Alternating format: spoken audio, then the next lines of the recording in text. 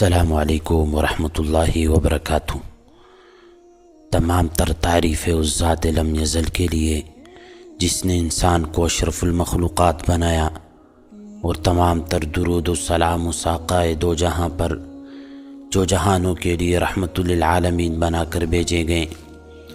سامعین و ناظرین، صحابہ اکرام رضوان اللہ علیہم اجمعین پر جبر و ستم میں حضرت صدیق اکبر کا نام بھی آتا ہے۔ سیدنا حضرت ابوبکر صدیق رضی اللہ عنہ مکہ کے انتہائی معزز لوگوں میں سے تھے۔ اسی طرح حضرت طلحہ بن عبید اللہ رضی اللہ عنہ بھی شرفاء میں شامل تھے، مگر جب دونوں اسلام لائے تو قریش کی سردار نوفل بن خویلد نے دونوں کو پکڑ کر ایک ہی رسی سے باندھ دیا اور بڑی ایذا رسانی کے بعد چھوڑا۔ تب سے یہ دونوں قرینین یعنی دو پکے ساتھی کہلانے لگے۔ ایک دن سیدنا ابوبکر صدیق رضی اللہ عنہ نے سرعام اسلام کی دعوت دینا شروع کی تو مشرکین آپے سے باہر ہو کر ان پر جھپٹ پڑے اور مار مار کر بے ہوش کر دیا۔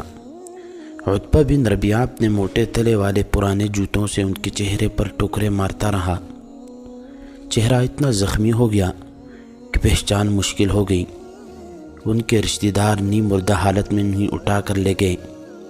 سب کو یقین تھا کہ وہ زندہ ہی بچیں گے، مگر اللہ نے ان کی زندگی باقی رکھی تھی۔ شام کے قریب انہیں ہوش آیا تو پہلا جملہ منہ سے ہی نکلا، حضور صلی اللہ علیہ وسلم تو خیریت سے ہیں نا؟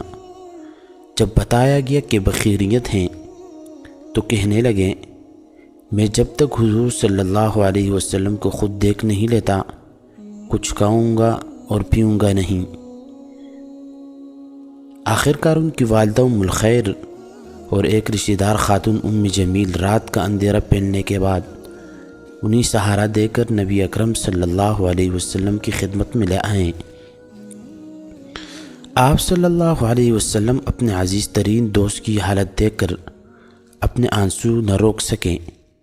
حضرت ابوبکر صدیق رضی اللہ عنہ بھی روتے رہے۔ ان کی والدہ ابھی تک اسلام نہیں لائی تھی۔ سیدنا ابوبکر صدیق رضی اللہ عنہ کی درخواست پر نبی صلی اللہ علیہ وسلم نے ان کی ہدایت کے لیے دعا کی۔ دعا کا اثر یہ ظاہر ہوا کہ ام الخیر رضی اللہ عنہا اس وقت ایمان لے آئیں۔ یہ اس دن کی دعوت و تبلیغ اور ظلم و ستم پر صبر کرنے کا نقص صلہ تھا۔ ظلم و ستم کی ان تمام تر کاروائیوں کے باوجود اہل ایمان اپنے دین پر ثابت قدم رہے تو قریش کے سرداروں کا غصہ مزید بڑھ گیا۔ اب انہوں نے نبی اکرم صلی اللہ علیہ وسلم کو زبانی تکالیف کے ساتھ جسمانی طور پر اذیتیں دینے کا سلسلہ بھی شروع کر دیا۔ انہوں نے شہر کے اوباشوں کے ذمہ یہ کام لگا دیا کہ جہاں کہیں نبی صلی اللہ علیہ وسلم کو دیکھیں آپ کو تنگ کریں، آپ پر آوازیں کسیں، آپ کو شاعر، جادوگر اور مجنون کہیں اور تکلیفیں پہنچائیں۔ چنانچہ یہ سلسلہ پورے زور و شور سے شروع ہو گیا۔ نبی صلی اللہ علیہ وسلم ان حرکتوں سے بہت دلگیر ہوئے۔ درد دل حد سے بڑھ جاتا تو تسلی کے لیے وحی نازل ہو جاتی۔ ایک دن نبی اکرم صلی اللہ علیہ وسلم گھر سے نکلے تو دن بھر ایسے ہی اذیتوں کا سامنا کرنا پڑا، اور تو اور مکہ کے غلاموں نے بھی آپ کی کلم کلا توہین کی اور آپ کو جھٹلایا۔ نبی علیہ الصلوۃ والسلام نہایت رنجیدہ ہو کر گھر تشریف لائے اور چادر اوڑھ کر لیٹ گئے۔ تب وحی نازل ہوئی، یا ایھا المدثر کہہ کر حضور اقدس صلی اللہ علیہ وسلم کا حوصلہ بڑھایا گیا۔ اکثر حضور صلی اللہ علیہ وسلم اہل مکہ کے طعن و تشنیع کے جواب میں خاموشی رہتے، مگر کبھی کبھی صبر کا پیمانہ جلک جاتا تو آپ انہیں بتا دیتے کہ وہ اپنے لیے خود ہی ہلاکت کا سامان تیار کر رہے ہیں۔ ایک دن حضور صلی اللہ علیہ وسلم کعبے کا طواف کر رہے تھے۔ اس وقت مکہ کے رؤساء کعبے کے سائے میں بیٹھے تھے۔ آپ طواف کرتے کرتے جب بھی ان کے پاس سے گزرتے وہ آپ کا مذاق اڑاتے۔ آخر تیسرے چکر میں حضور صلی اللہ علیہ وسلم ان کے پاس رک گئے اور فرمایا، قریش کے لوگوں، اللہ کی قسم تم باز نہ ہوگے جب تک کہ تم پر اللہ کا عذاب نازل نہ ہو۔ سن لو میں تمہارے لیے ہلاکت کی خبر لے کر آیا ہوں۔ یہ سن کر سب کے رونگٹے کھڑے ہو گئے اور انہیں سانپ سونگھ گیا۔ حضور صلی اللہ علیہ وسلم اپنے صحابہ سے فرما رہے تھے، اللہ اپنے دین کو یقیناً غالب کرے گا۔ مگر اگلے دن جب حضور صلی اللہ علیہ وسلم طواف کرنے آئے تو ان لوگوں نے آپ کو گھیر لیا اور آپ پر ٹوٹ پڑے۔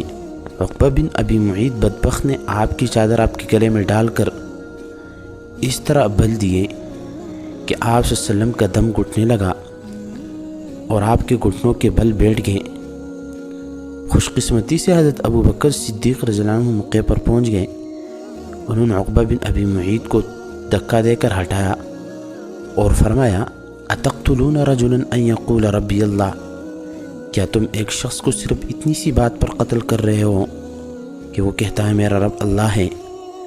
یہ سن کر مشرکین نے حضور صلی اللہ علیہ وسلم کو چھوڑ دیا اور حضرت ابو بکر صدیق رضی اللہ عنہ پر پل پڑے، اتنا مارا کہ ان کا سر پٹ گیا۔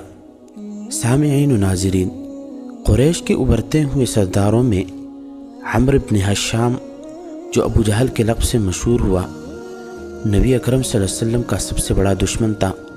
انتہائی فصیح و بلیغ، چالاک اور مکار تھا۔ اکثر دوسروں کو آپ صلی اللہ علیہ وسلم کی توہین پر اکساتا اور خود دور سے تماشا دیکھتا۔ بسا اوقات آپ صلی اللہ علیہ وسلم کی سرعام بے عزتی کرتا۔ ایک بار آپ صلی اللہ علیہ وسلم کعبے کے پاس نماز پڑھ رہے تھے، جب سجدے میں گئے تو یہ بدبخت آپ صلی اللہ علیہ وسلم کے سر مبارک پر ٹوکر مارنے کی غرض سے تیزی سے آپ صلی اللہ علیہ وسلم کی طرف آیا۔ اللہ تعالیٰ نے معجزانہ طور پر اپنے نبی کی حفاظت فرمائی۔ اسے ایک بھیانک اونٹ منہ کھولے نظر آیا اور وہ واپس بھاگ نکلا، مگر اس کے باوجود اپنی حرکتوں سے باز نہ آیا۔ جب بھی قریش کے کسی شخص کو اسلام لاتا یا اسلام کی طرف مائل ہوتا دیکھتا تو اگر وہ رئیس یا سردار ہوتا تو یہ بڑے فنکارانہ انداز میں اس کو یوں تنبیہ کرتا، تم اپنے باپ کا دین چھوڑ رہے ہو، حالانکہ تمہارا باپ تم سے کہیں بہتر تھا، اس لیے آئندہ سے ہم نہ تو تمہارے اخلاق کا بھروسہ کریں گے، نہ تمہارے رائے کا اعتبار کریں گے، اور نہ ہی تمہاری کوئی قدر و منزلت ہوگی۔ اگر کوئی تاجر ہوتا تو اسے یوں دھمکاتا، اگر تم مسلمان ہوئے تو ہم تمہاری تجارت کا نقصان کروائیں گے اور تمہارا مال ضائع کرا کے چھوڑیں گے، اور اگر کوئی غریب اسلام لاتا تو پھر ابو جہل سیدھا مکوں، لاتوں اور ڈنڈے سے کام لیتا۔ سامعین و ناظرین، اب تک کے لیے اتنا ہی۔ مزید جاننے کے لیے اس چینل کو لازمی سبسکرائب کریں۔ اللہ حافظ۔